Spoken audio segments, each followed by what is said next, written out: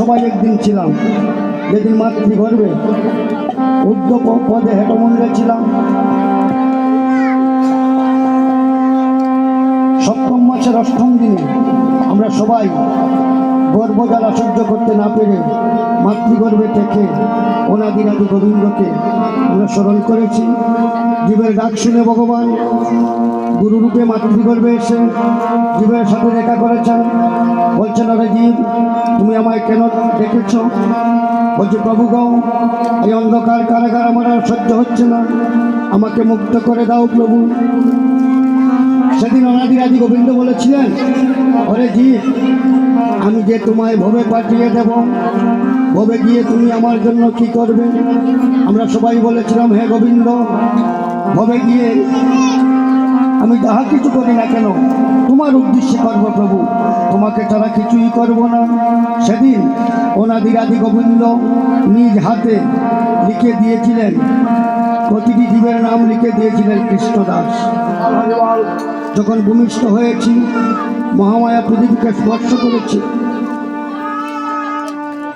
মায়ায় ডুবে গোবিন্দের কথা ভুলে গিয়ে দিবানিশি আমার আমার বলে জুড়ে মরছে। মহাজন সিদ্ধান্ত দিলেন, বাইরে আসল কথায় আমি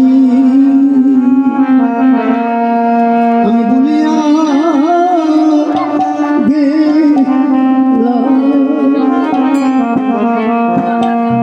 আসল কথায় আমি ভুলিয়া গেলাম, আসল কথায়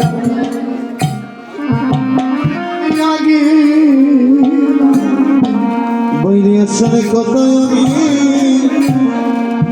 ভুলিয়া গেলাম। আমি কেন ভাববে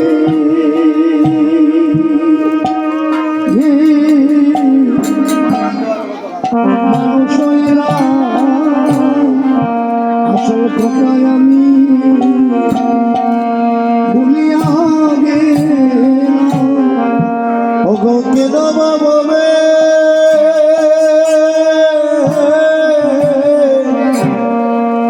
ভবে মানুষ হইল আসল কথায় আমি ভুলিয়া গেলাম। আমার মানব জন গেল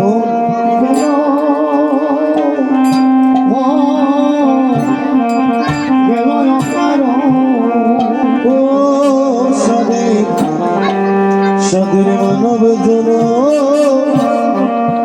গেল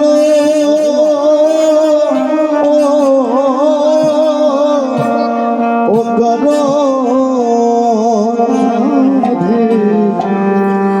সাদের মানব জন গেল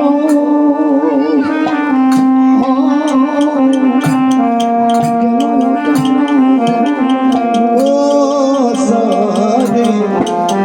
সাদের মানব জন গেল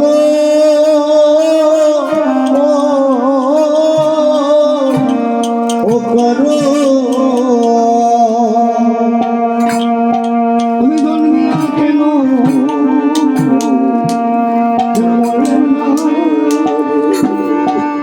আমি জানিয়া কেন কেন মরিলাম না রে।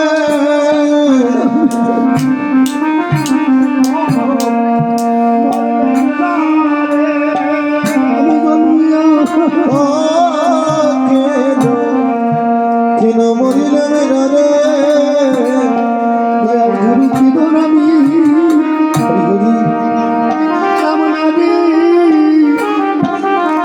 আমি জন্মিয়া কেন মরলেম না রে। দয়াল গুরু কৃতরবি চিনিলাম না রে। জন্মিয়া কেন কেন মরিলাম না রে। আমি আর কি মানব জন ভবের কি মানব জনম হবে। আমার বদন দুঃখ দেহ নিয়ে